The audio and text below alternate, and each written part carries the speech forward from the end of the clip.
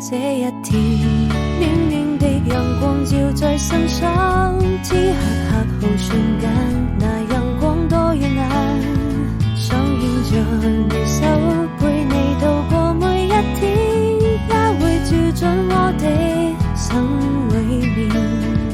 一本廢往的畫經書寫着從前，編寫成詩篇，讓願望能夠實現。一切都追不剪，寫下誓言，或許這才是永遠。和時間，也許這就是永遠。交通縱線，你是否聽得見？我相信最後一站會是起點，是全世界最